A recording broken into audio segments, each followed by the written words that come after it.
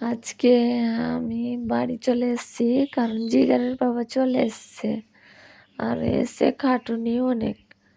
দেখেন, আগে তো জল তুলতে হবে আমাকে, কাজ।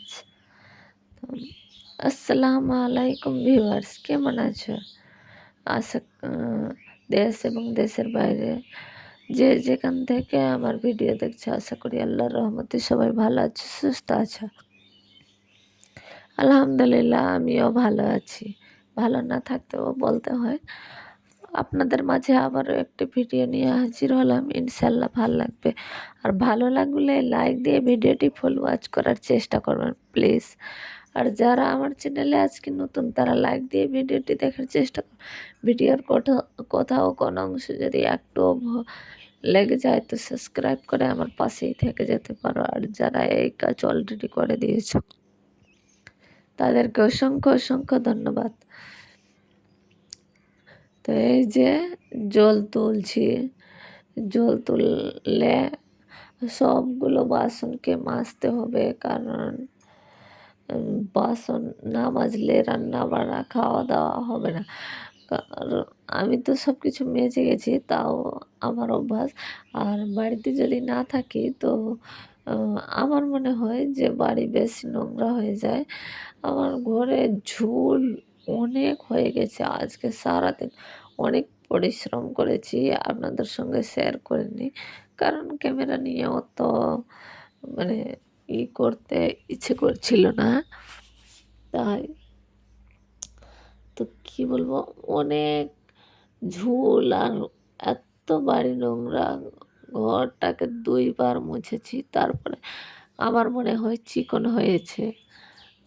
তো সবগুলা বাসনকেও ধুয়ে নিই। আর আপনারা মানে আমাকে অনেক ভালোবাসেন, আমি জানি না, কারণ এই কয়দিনে আমাকে সবাই এত ভালোবাসে আমার আপুরা। তো কারণ আমি সবার ভিডিও দেখতে পারি না, উম, আমার অসুবিধার জন্য। তো আমার আপুরা এসে দেখে আপনাদেরকে অসংখ্য ধন্যবাদ জানিয়েও আমি করতে চাই না। আপুরা আমাকে অনেক ভালোবাসা দিচ্ছে, অনেক আমাকে ভালোবাসছে। তো কালকে তো মোবাইলই হাতে নিতে পারিনি।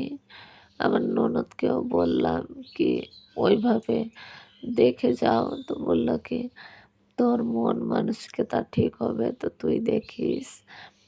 তো এই ওই বলে কি এইগুলা করে কি হবে, ওকেও বলেনি পুরোটা। তা আমি বললাম কি না, মানে এমনি আমি প্রত্যেক দিন করি তো তাই জন্য বলছি। বলছে কি ও ঠিক আছে, এখন পর্যন্ত বুঝতে পারেনি। আর গ্রামের মেয়েরা মনে হয় কি জানি, আর বেশি বড় নাই, ছোট্ট আছে, তাই জন্য বুঝতে পারেনি মনে হয়।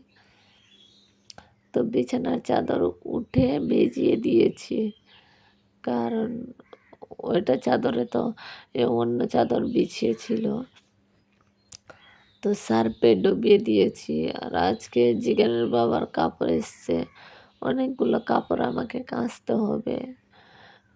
তো তাও বিছানার চাদর আর গেটের পর্দা আমি খুলেছি, কারণ নোংরা বেশি ছিল। আর সব কিছু আলনার কাপড়কে তো অন্য চাদর নিয়ে ঢেকে দিয়েছিলাম, যেহেতু নোংরা হয় তো শুধু চাদর হয়, এইভাবে ঢেকে তারপরে গিয়েছিলাম। আমি ওইভাবেই যাই আমার মায়ের বাড়িতে। তো এই যে সব কিছু কেচে নিয়ে আসলাম, এবার টেবিলের কভার টোভার কেচে নিয়ে আসবো। সবটা কভার যতগুলো ছিল সবগুলোকে পরিষ্কার করব। ঘরে থাকলে ঘর বেশি চকচকে, আর না থাকলে একদম দেখাই যায় না, মনে হয় মানুষ বাস করে না। এইভাবে এই অবস্থা ছিল আমার ঘরের। তো কী আর বলবো। তো এই যে নিয়ে চলে আসলাম কে পরিষ্কার করে। এটাতে শুধু টেবিলের কভারগুলো আছে। তো আর এত যে মানে মনটাও ভালো নাই, তাও আবার করতে হলো। আর কাজ করতে করতে আমি হাঁপিয়ে গেছি।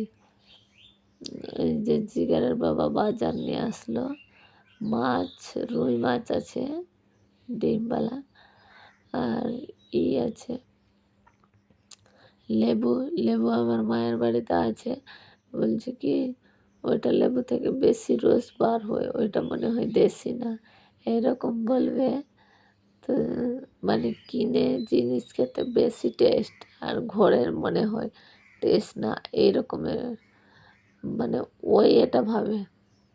তো আদা কিছু, আমার ঘরে পেঁয়াজ রসুন এগুলা মরিচ টরিচ আছে, আদা ছিল না, আদা শুকিয়ে গিয়েছিল, নষ্ট হয়ে গেছে। তো এখানে পটল, কাঁচা লঙ্কা, ওই করলা এইগুলা নিয়ে এসছে। মাছ এখন রান্না করতে হবে। আর এই যে আমার হাজব্যান্ড মহারাষ্ট্র থেকে তেল নিয়ে এসছে 10 কেজি। বেশি নিয়ে আসতে চাইছিল, তা আমি মানা করেছিলাম কি কত ডোবা মানে ওই বলে কি আমাকে করতে হচ্ছে না, আমি তো লেবারকে দিয়ে নিয়ে যাব। তাও আমি মানা করে দিলাম, কিন্তু তেলটা অনেক ভালো ছিল। যেহেতু আমি তো ভয়েস পড়ে দিচ্ছি, রান্না করেছিলাম, তো ভালোই টেস্ট লাগে রান্না খেতে। তো এই যে রান্না ওই তেলেই করছি। তো মাছ তো অতটি রান্না করব না, কারণ অনেকগুলো মাছ ছিল। আর গদি নিয়ে এসছে 4টা। ওই একটা একটা লোক ঘুমায় না, যেগুলা গদিতে, ওইগুলা গদি। তো আপনাদের সঙ্গে ভিডিওতে শেয়ার করা হয়নি, পরে একদিন শেয়ার করে দেব। কারণ মন মানসিকতা ঠিক না থাকলে এইভাবেই হয়। তো এইটা কিনা আমি রান্না করি না, মানে জিগারের বাবা রান্না করছে, আর আমার ভয়েস দিতে অনেক কষ্ট হচ্ছে। তো প্লিজ আপুরা মানিয়ে নিও, আর যদি ভুল হলে ক্ষমা সুন্দর দৃষ্টিতে দেখিও। কারণ আমি কিনা কাঁদলে বেশি করে আমার ভয়েস, গলার আওয়াজ অনেকটা খারাপ হয়ে যায়। আর অতিরিক্ত যদি হয় তো গলা এইভাবে বসে যে মুখ থেকে আওয়াজ বের হয় না। এ মানে আগে হতো না, আগে সবাইকে বলতাম আমরা যদি 5 দিন 10 দিন লাগাতার সবসময় কাঁদতে থাকবো, তাও আমাদের গলা বসবে না। আর তোদের গলা কীরকমের আছে এরকম মুখে বলে দিতাম। তো আল্লাহ পাক আমাকেও দিয়ে দিয়েছে, লে তুই লোককে বলিস কি, এবার নিজে এইটা। তো পেঁয়াজ কতটি দিয়েছে আমার হাজব্যান্ড, দেখতে পেলেন। মাছ রান্না হবে তো মাছের মতন না, মাংসের মতন। আর হ্যাঁ, টেস্ট হয়েছিল, কিন্তু অত পেঁয়াজ তো আমি অনেক আপুদের ভিডিও দেখি, অত পেঁয়াজ কেউ দেয় না, কিন্তু ওই দিয়ে রান্না করছে।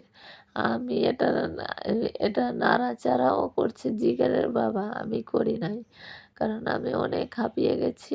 তা আমি বললাম কি আমি আর কিছু করতে পারবো না, তুমি এক পদের ঝোল করে নাও। দুপুরে যেহেতু আমার চাচাতো দেওয়ের ঢালাই আছে, ওর খাবে, এটা বিকালে রান্না হচ্ছে।